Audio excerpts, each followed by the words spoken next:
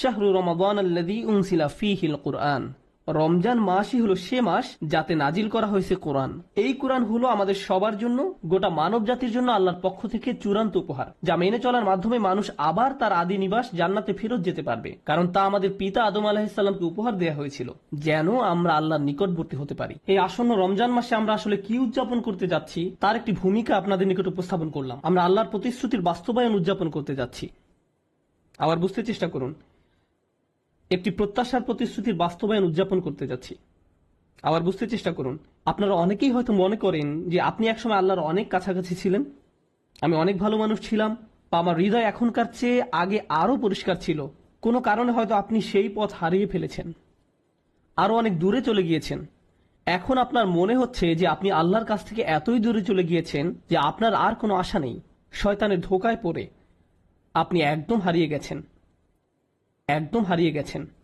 আর আমি আপনাকে এটা বলতে পারি, আপনি বা আমি আল্লাহর কাছ থেকে নিজেদের যতই দূরে মনে করি না কেন, আল্লাহ প্রথম যেই মানুষটিকে জান্নাত থেকে দুনিয়ায় পাঠিয়ে দিলেন, সেই দূরত্বের সাথে আমাদের এই দূরত্বের কোনোই তুলনা চলে না। সেটা খুবই বড় ডিমোশন ছিল।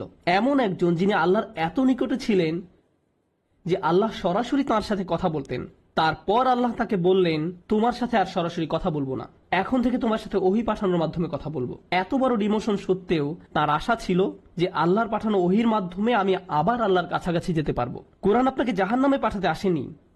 কোরআন তো বলছে না যে আপনার কোনো আশা নেই। কোরআন আল্লাহর প্রতিজ্ঞা যে আমরা যতই ভুল করি বা আল্লাহর কাছ থেকে দূরে চলে যাই না কেন, আমরা আমাদের আদি পিতা আদম আলাইহিস সালামের মতো হব এবং তওবা করে ফিরে আসব। আমরা আমাদের আদি পিতা আদম আলাইহিস সালামের মতো হব, আমরা কখনোই ইবলিসের মতো হব না। ইবলিস আর আরবিতে আবলাসা ক্রিয়ার একটা অর্থ হলো আশা ছেড়ে দেয়া। আমরা নিজেদের মাঝে আশা ধরে রাখব, আমরা নিরাশ হব না। আর যখন আপনি নিজেকে বলতে থাকেন যে আপনার জীবনের কোনো অর্থ নেই, আপনি খারাপ মানুষ, আমার কি বার করার আছে, আপনি যখন এমনটা বলা শুরু করেন, তখন আপনি আসলে ইবলিসের সুন্নত বা পথ অনুসরণ করেন। সে নিজেকে শয়তান হিসেবেই মেনে নিয়েছে, কিন্তু মানুষদের সুযোগ দেয়া হয়েছে। আমরা ভুল করবই। কুল্লু বানি আদম খাত্তাউন, আদম সন্তানরা প্রতিনিয়ত ভুল করে।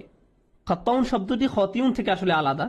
রাসূল সাল্লাল্লাহু আলাইহি ওয়াসাল্লাম বলছেন যে আমরা ভুল করতে থাকব, কেবল একবার না, ভুল করাতে যেন আমরা আসক্ত। খাত্তাউন শব্দটি খতিউন থেকে আসলে আলাদা।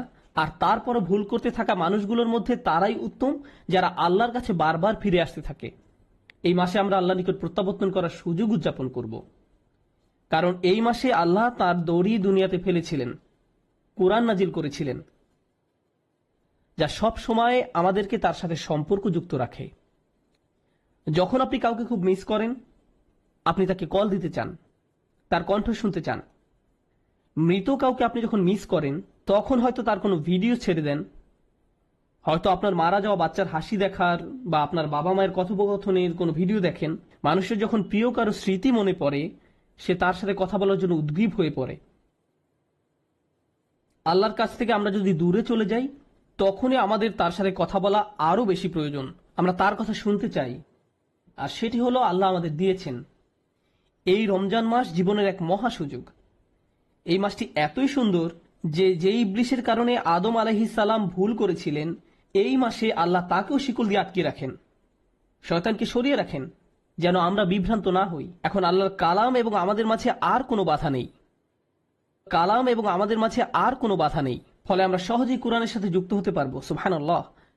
আজকের খুতবার শেষে এসে আমি এই মাসের অন্যতম একটা শ্রেষ্ঠ উপহার নিয়ে কথা বলতে চাই।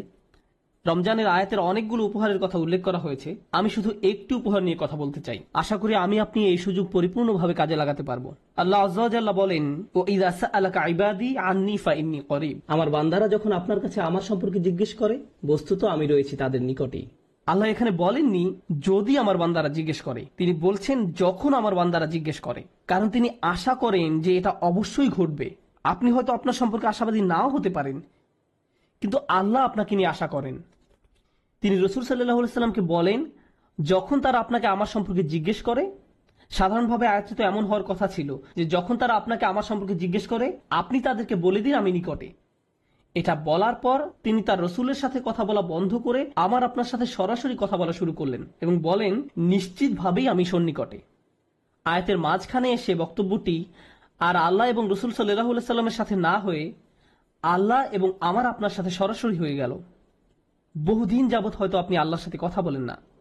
আপনি যদি অনেকদিন কারোর সাথে কথা না বলেন, আপনার মনে হতে পারে সেও হয়তো আপনার সাথে কথা বলতে চায় না। আপনি অন্য একজনের মাধ্যমে তার সাথে কথা বলতে চান, আপনি তার সাথে সরাসরি কোনো যোগাযোগ করতে চান না। কিন্তু আল্লাহ আজ্জা ওয়া জাল্লা সেই দেয়ালটি ভেঙে সরাসরি আপনার কাছে আসেন এবং আপনাকে বলেন ফাইন্নী করিব। তারপর আপনার হয়তো মনে হতে পারে তিনি কেন আমার দোয়ার জবাব দিতে যাবেন, কিন্তু আল্লাহ বলেন উজিবু দাওয়াতাদ দাঈ, একটি মাত্র দোয়া করা হলেও আমি তার সাথে জবাব দেই, আমি সাথে সাথে তার জবাব দেই। যে দোয়া করে সে একটি দোয়া করলেও আমি সাথে সাথেই তার জবাব দেই। অন্য কথায় এই আয়াত আল্লাহ সে লোক সম্পর্কে বলছেন না যে ঘন্টার পর ঘন্টা দোয়া করতেই থাকে, বরং তিনি এমন একজন সম্পর্কে বলছেন যে মাত্র একটি দোয়া করেছে। আল্লাহ এমন করে বলেন না যে ও সারা বছর তুমি পার্টি করে বেড়াতে, এখন তোমার কিছু একটা প্রয়োজন হয়েছে তাই আমার কাছে ছুটে এসেছো, দূর হও এখান থেকে। না না না, এমন ব্যক্তির দোয়ারও জবাব দান করি, তার এই একবারের দোয়াও। আর সেই ব্যক্তির যোগ্যতা কি? আমরা অনেক সময় মনে করি যে আপনি বড় কারোর সাথে কথা বলতে চান, আপনার কিছু যোগ্যতা থাকা দরকার। এরকমই হয় সব সময়। ধর্মীয় দৃষ্টিকোণ থেকেও মানুষ মনে করে আপনি যদি আল্লাহর নিকট কোনো প্রার্থনা করতে চান, আপনার উচিত ভালো পোশাক পরা, মসজিদে যাওয়া, দোয়া করার শ্রেষ্ঠ জায়গা হলো মসজিদে হারাম অথবা মসজিদে নববী। আরো ভালো হয় আপনি যদি পাপ করা বন্ধ করে দিয়ে দোয়া করতে পারেন। আর এই সবগুলোই সত্য, কিন্তু প্রত্যাশার এই আয়াতে আল্লাহ বলছেন দোয়া করার জন্য তোমার যে যোগ্যতা থাকা চাই তা হলো তুমি দোয়া করার জন্য প্রস্তুত। শুধু এটাই। আপনি হয়তো চরম অন্ধকারে নিমজ্জিত কেউ হতে পারেন, শুধু আল্লাহর নিকট ফিরে আসুন। আপনি কাউকে চমৎকৃত করার জন্য এটা করছেন না, কাউকে এটা দেখানোর জন্য করছেন না, অথবা আপনার আশপাশের কারো মন্তব্যের জন্য আপনি তোয়াক্কা করেন না। মানুষ হয় আপনাকে অতিরিক্ত ভালো মনে করবে অথবা অতিরিক্ত খারাপ মনে করবে। মানুষ মনে করতে পারে আপনি খুবই ভালো মানুষ, কিন্তু আপনি তো ভালো করেই জানেন আপনি কেমন। অথবা তারা মনে করতে পারে আপনি চরম কুপ্রবৃত্তির একজন মানুষ, আপনার মাঝে ভালো কিছুর অস্তিত্ব নেই। তারা আসলে আপনার সত্যিকারের অবস্থা জানে না। তো আল্লাহ জানেন, কিন্তু আল্লাহ জানেন এবং আপনি নিজে জানেন। মানুষের ভুল মন্তব্যের কারণে নিজেকে প্রতারিত হতে দিবেন না। অনেক সময় এমনকি আপনি নিজেও আপনার প্রকৃত অবস্থা জানেন না, কিন্তু আল্লাহ জানেন। লোকে আপনার সম্পর্কে ভালো বা মন্দ যাই বলুক না কেন, এর প্রতি কোনো গুরুত্ব দিবেন না। আপনি শুধু আল্লাহর নিকট ফিরে আসুন এবং তার নিকট দোয়া করুন। আশেপাশের সব কোলাহল ভুলে যান। আর যখনই আপনি দোয়া করবেন আল্লাহ সাথে সাথেই তার জবাব দিবেন। এ একটি রমাদান প্রসঙ্গে, বিশেষ করে আল্লাহ যেহেতু রমজান মাসে কোরআন প্রেরণ করেছেন, তাই এই মাসে তাকে ডাকতে থাকুন, আল্লাহর কাছে বিভিন্ন জিনিস চাইতে থাকুন, আল্লাহর সাথে কথা বলুন। এই মাসে তাকে ডাকতে থাকুন, আল্লাহর সাথে কথা বলুন যখন আপনি একা থাকেন, আল্লাহর সাথে কথা বলুন যখন আপনি গাড়িতে থাকেন। আপনাকে আরবিতে কথা বলতে হবে না, তার সাথে পাঞ্জাবি, বাংলা, ইংরেজি যে কোনো ভাষায় আপনি কথা বলতে পারেন। আপনাকে তার সাথে বইয়ের ভাষায় কথা বলতে হবে না, সাধারণ কথ্য ভাষায় কথা বলতে পারেন। আল্লাহ সব ভাষা বুঝেন। আপনি যদি কোরআনের ভাষায় কথা বলতে না পারেন, সমস্যা নেই। আল্লাহ আপনার নিকট থেকে সর্বপ্রথম যে বিষয়টা চান তা হলো তার সাথে আপনি যোগাযোগ করুন, তার সাথে কথা বলুন, তাকে ডাকুন। কতজন মানুষ আসলে আল্লাহকে ডাকে, তার সাথে কথা বলে, তার নিকট কাকুতি মিনতি করে, কান্নাকাটি করে। এভাবে একা একা আল্লাহর সাথে কথা বলার সময় কেউ দেখে ফেলবে ভেবে আমরা বিব্রত বোধ করি। আল্লাহর সাথে কথা বলেন যখন আপনি গাড়িতে থাকেন। মানুষ ভাবতে পারে আমার হয়তো মাথায় সমস্যা আছে।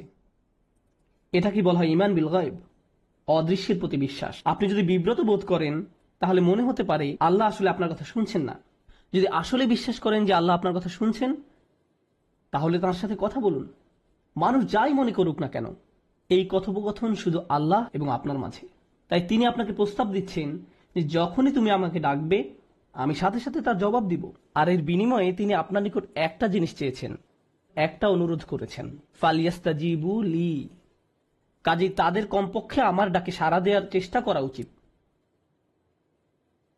আপনি আল্লাহর সাথে কথা বলছেন আর আল্লাহ বলছেন হ্যাঁ আমি তোমার ডাকে সাড়া দিব, কিন্তু তোমারও আমার ডাকে সাড়া দেওয়া উচিত, বা অন্তত সাড়া দেওয়ার চেষ্টা করা উচিত। তিনি বলেননি সাড়া দাও, তিনি বলছেন সাড়া দেওয়ার চেষ্টা করো। ইস্তিজাবা, তুমি সাড়া দেওয়ার চেষ্টা করছো, এটা অন্তত আমাকে দেখাও। এখন আপনি যদি কারো ডাকে সাড়া দিতে চান, প্রথমত আপনাকে তার ডাক শুনতে হবে।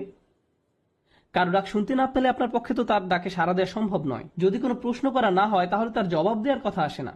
সুতরাং আল্লাহ যেহেতু আপনাকে সাড়া দিতে বলেছেন, তার মানে তিনি আপনাকে প্রথমে তার কথা শুনতে বলছেন। কিন্তু কিভাবে আপনি আল্লাহর কথা শুনবেন? আর সেটা হলো আল কোরআন।